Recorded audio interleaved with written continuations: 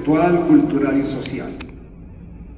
Es así como surgen las diversas prácticas religiosas, las doctrinas, los códigos morales, las instituciones, los símbolos, los ritos, etc. Las comunidades de creyentes y también sus jerarquías, etc. Dado su contacto con ese ser absoluto de Dios, que todo lo condiciona y envuelve, las religiones tienen también la tentación de absolutizar sus doctrinas y sus prácticas. Y no raras veces han sucumbido a dicha tentación. Muchas gracias. Muchas gracias, Padre. A continuación vamos a escuchar la ponencia del profesor Richard Dawkins, Religión, Fe y Ciencia.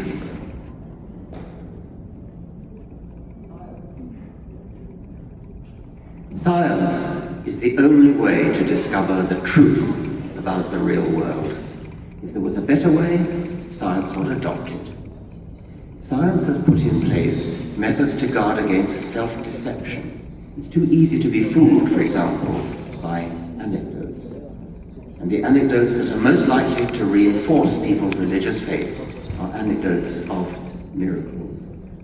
Miracles are where religion and science contradict each other most starkly. Let's take a really big miracle, a miracle so big and convincing that it was, according to reports, witnessed by 70,000 people, the miracle of Our Lady of Fatima. I quote from an account by the Jesuit Father Edward Carter, who notes that of the many claimed Marian sightings, this one is unusual in being officially recognized by the Vatican. On October the 13th, 1917, there were more than 70,000 people gathered in the Cova da Iria in Fatima, Portugal. They had come to observe a miracle which had been foretold by the Blessed Virgin to three young visionaries, Lucia dos Santos and her two cousins, Jacinta and Francisco Marto. Shortly after noon, Our Lady appeared to the three visionaries. As the lady was about to leave, she pointed to the sun. Lucy excitedly repeated the gesture, and the people looked into the sky. Then a gasp of terror rose from the crowd, for the sun seemed to tear itself from the heavens and come crashing down upon the horrified multitude. Just when it seemed that the ball of fire would fall upon and destroy them, the miracle ceased, and the sun resumed its normal place in the sky, shining forth as peacefully as ever. End of quote from Father Carter. If the miracle of the moving sun had been seen only by Lucia, the young woman responsible for the cult of Fatima in the first place, not many would take it seriously. It could so easily be a private hallucination or an obviously motivated lie. It is the 70,000 witnesses that impress us. Could 70,000 people simultaneously be the victims of the same hallucination? Could 70,000 people collude in the same lie? Or if there never were 70,000 witnesses, could the reporter of the event get away with inventing so many? Let's apply the philosopher David Hume's criterion for a miracle. Which would be the lesser miracle? On the one hand, we're asked to believe in a mass hallucination or mass lie involving 70,000 people. This is admittedly improbable. But it would be an even greater miracle if the sun really did move. The sun hanging over Fatima was not, after all, a private sun. It was the same sun that warmed all the other billions of people on the daylight side of the planet. If the sun had moved in truth, but the event was seen only by the people of Fatima, an even greater miracle would have been perpetrated. An illusion of non-movement had to be staged for all the millions of witnesses not in Fatima. And that's ignoring the fact that if the sun had really moved at the speed reported, it would have been an appalling and terminal catastrophe for the whole planet.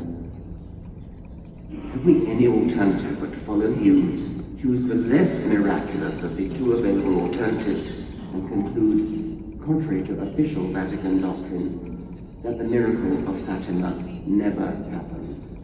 The same, of course, applies to the Old Testament miracle of Joshua ordering the sun to stand still. As for Jesus turning water into wine, of course, that too never happened. And Jesus being born of a virgin, well, in that case, we know how the legend got started. It was a simple mistranslation from Hebrew into Greek. The prophet Isaiah said, "Behold, a virgin shall conceive and bear a son, and call his name Emmanuel." At least, that's what Isaiah said in the Septuagint Greek translation of the original Hebrew. And the Gospel of Matthew, in recounting the story of Jesus' birth, explicitly says, "Now all this was done, that it might be fulfilled, which was spoken of the Lord by the prophet, saying, Behold, a virgin shall be with child, and shall bring forth a son, and they shall call his name Emmanuel," which being interpreted is, God with us. But Isaiah's Hebrew word was Bethulah. I'm sorry, I don't know how to pronounce the Hebrew. Like the English word maiden or maid, this can mean virgin, but it can also mean young woman. The translators into Greek could have adopted either meaning. In fact, they chose the Greek word parthenos, which really does mean virgin, as in parthenogenesis. So the entire legend of Mary the Virgin, the vast edifice of Catholic mythology, and the cult of Mary's virginity stems from a simple mistranslation from Hebrew into Greek. In any case, it wasn't a very good prophecy, was it? Because Jesus' name was not Emmanuel, it was Jesus. Religion has performed various functions in human psychology. I'll mention 4. Explanation, inspiration, consolation, and moralization. I'll leave aside consolation and moralization for now and say a little about the others, explanation and inspiration. Religion has, throughout history, aspired to provide explanations for the mysteries of existence. What is life? Why do all the parts of a living organism work so well? What are the stars? What is the moon? What is the sun? How old is the world? These questions and thousands of others are now answered by science. Religion, lots of different religions, have aspired to give answers to such questions, different answers by different religions. And the answers they have given have all been wrong. What about inspiration? The heavens declare the glory of God, all things bright and beautiful. The natural world is indeed inspiring, but the inspiration that religion, again lots of different religions in different ways, have drawn from nature are paltry, petty, compared to the inspiration that science can give. I can't do better than quote Carl Sagan. How is it that hardly any major religion has looked at science and concluded, this is better than we thought. The universe is much bigger than our prophets said, grander, more subtle, more elegant. Instead they say, no, no, no, my God is a little God, and I want him to stay that way.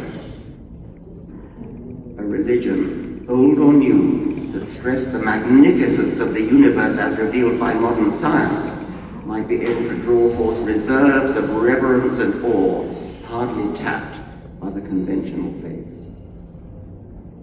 And I'll end by quoting Charles Darwin, the concluding words of The Origin of Species. Thus, from the war of nature, from famine and death, the most exalted object which we are capable of conceiving, namely the production of the higher animals, directly follows. There is grandeur in this view of life, with its several powers having been originally breathed into a few forms or into one, and that whilst this planet has gone cycling on according to the fixed law of gravity, from so simple a beginning, endless forms, most beautiful and most wonderful, have been and are being evolved. Thank you.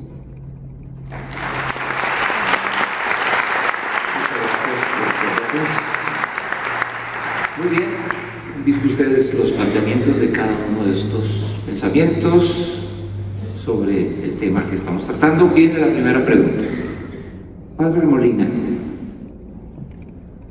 ¿es Dios, desde su óptica como creyente, un Padre eterno, fiscalizador, que nunca muere, en perpetua vigilancia, supervisando cada minuto de nuestras vidas y constantemente pidiéndonos que le agradezcamos estar vivos, lo amemos y le recemos?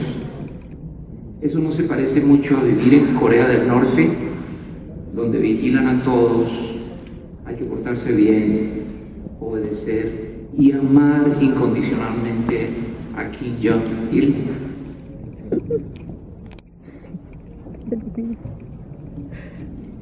Antes de responder la pregunta directamente, quisiera referirme brevemente a la ponencia del profesor Dawkins. Si leemos uno de los últimos documentos del Papa Francisco, que se llama La Alegría del Evangelio, nos dice allí que la fe no le teme a la ciencia, todo lo contrario, la desea y quiere que aumente cada vez más el conocimiento científico. Si vamos a examinar alguno de estos milagros a los cuales realmente podemos ponerle ciencia, lo que nos diga la ciencia es lo que nos debe iluminar al respecto. Pero este sería un tema mucho más amplio que podríamos tratar después. Obviamente que en la explicación, o mejor, en la manera como se presentan a veces los temas religiosos, se traen comparaciones. Las comparaciones son siempre deficientes. Y una de las formas de concepción y de imaginación de lo que es Dios es precisamente la que tú, Rafael, nos acabas de exponer. Un Dios fiscalizador que está allí viéndonos a cada momento para ver cómo nos juzga, si nos condena o nos salva, etc. Esa es una imagen deformada de Dios. La imagen de Dios o la concepción de Dios a la cual yo me refiero es precisamente a ese ser en el cual vivimos, nos movemos y existimos, el que nos da la vida, el que nos da todo lo que nosotros somos y tenemos. Y voy a poner un pequeño ejemplo científico, espero que en ese sentido no me vaya a desviar. Ustedes han oído muy bien, desde luego, y lo saben, cómo vivimos en el tejido espacio-tiempo, según Einstein.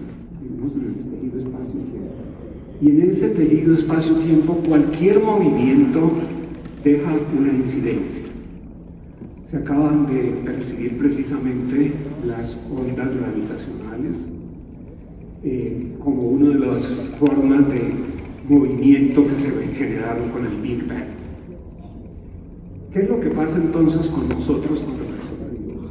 Si en Él vivimos, nos movemos y existimos.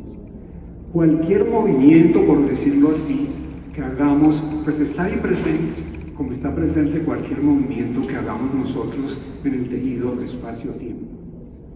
Cuando se pretende explicar, por ejemplo, el caos, se habla del efecto mariposa, y se trata de explicar en el sentido en que tiene el proverbio chino. El aleteo de las alas de la mariposa pueden sentirse al otro lado del mundo. Y eso se aplica precisamente a los fenómenos climáticos. Cualquier movimiento influye, por eso una de las cosas más imprevisibles, a pesar de que se ha avanzado muchísimo, es precisamente la previsión del tiempo, la previsión del clima, Entonces, no es posible eludir la presencia del ser que nos cobija a todos. Pero no en el sentido de un Dios fiscalizador, no en el sentido que tú acabas de decir de quien está allí presente. Todo lo contrario, la concepción que tenemos en el cristianismo de Dios es la concepción de un Padre amoroso, de un Padre bueno, de un Padre misericordioso que está con nosotros, precisamente el Dios con nosotros.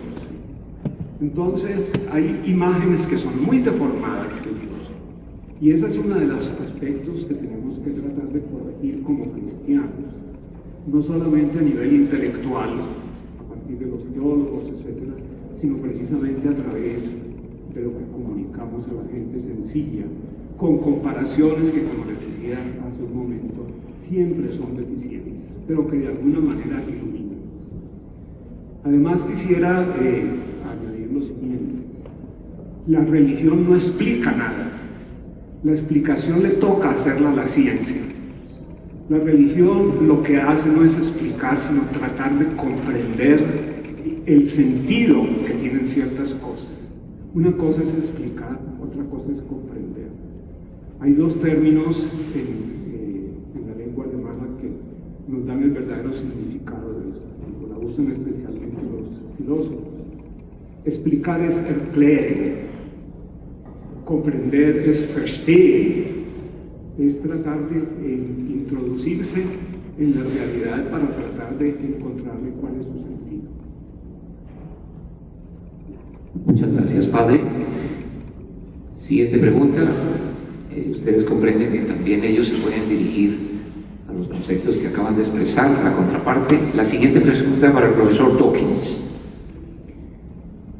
¿Por qué dice usted que si fuera cierto que hay un Dios, tendríamos que concluir que es increíblemente perezoso e inepto, o increíblemente insensible, cruel, indiferente, caprichoso? Usted sabe, doctor Dawkins, que está visitando un país muy católico en que ciertamente no estarían de acuerdo con esta definición de Dios.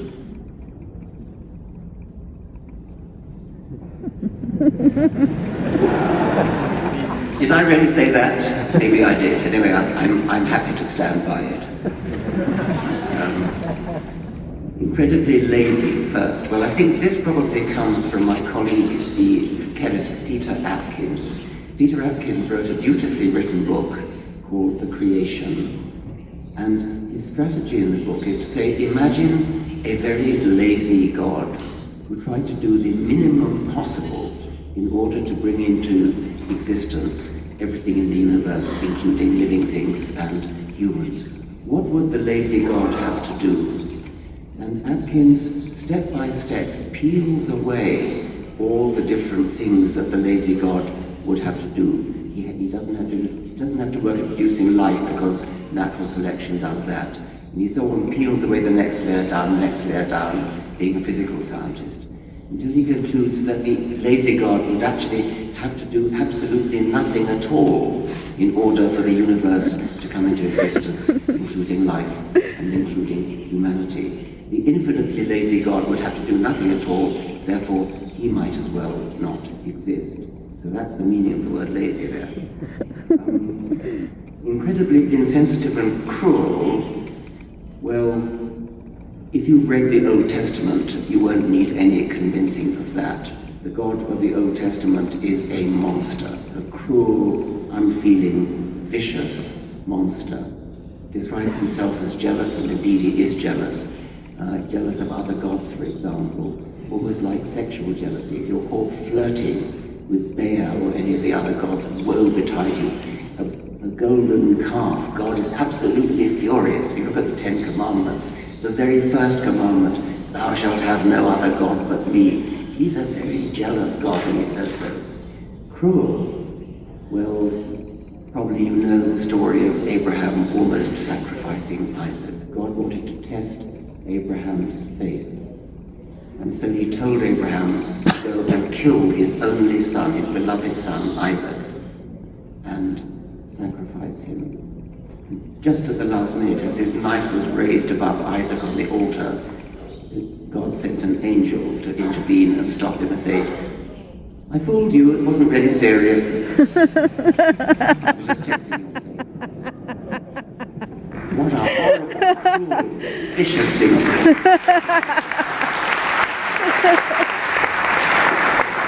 Now, of course, we don't believe that really happened. There's no evidence that it really happened.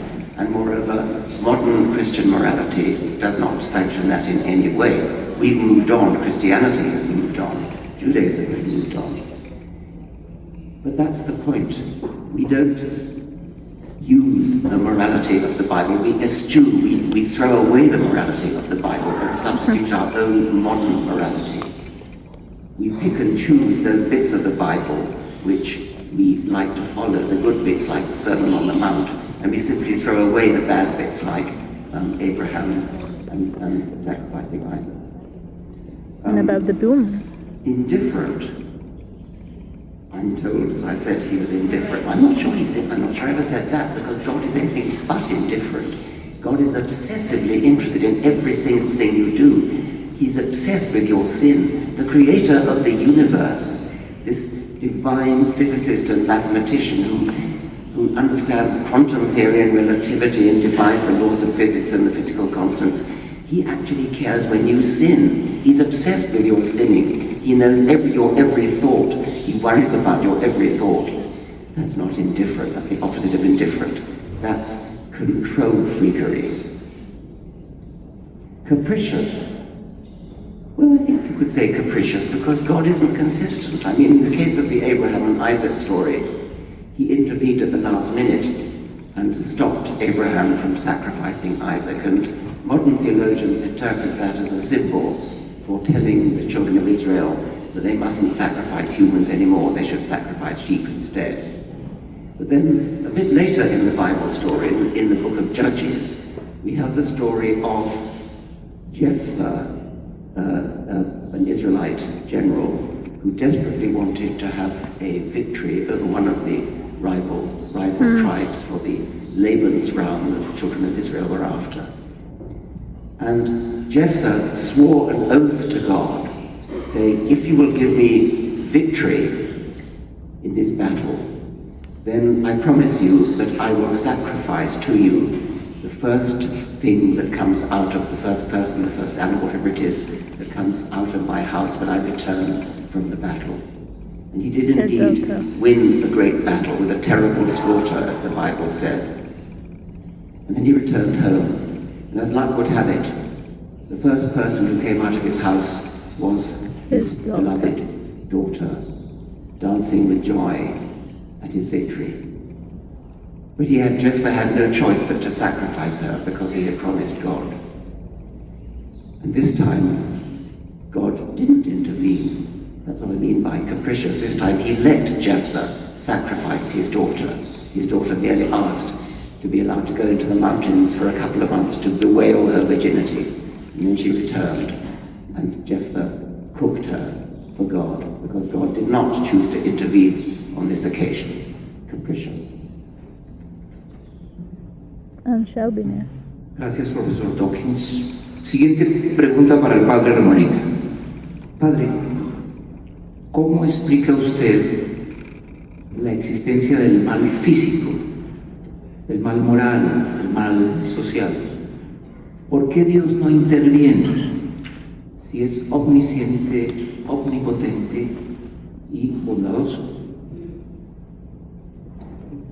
Con el perdón del moderador, yo quisiera referirme brevemente también a lo que acaba de decir el profesor Dawkins. Una de las cosas que precisamente tratábamos en el día de ayer es que la Biblia no es ningún libro científico. No busquen ciencia en la Biblia. Busquen la historia de un pueblo que estaba él mismo interesado en encontrar a Dios. Y Dios lo fue encontrando de una manera progresiva, desde la mentalidad que tenían en ese momento.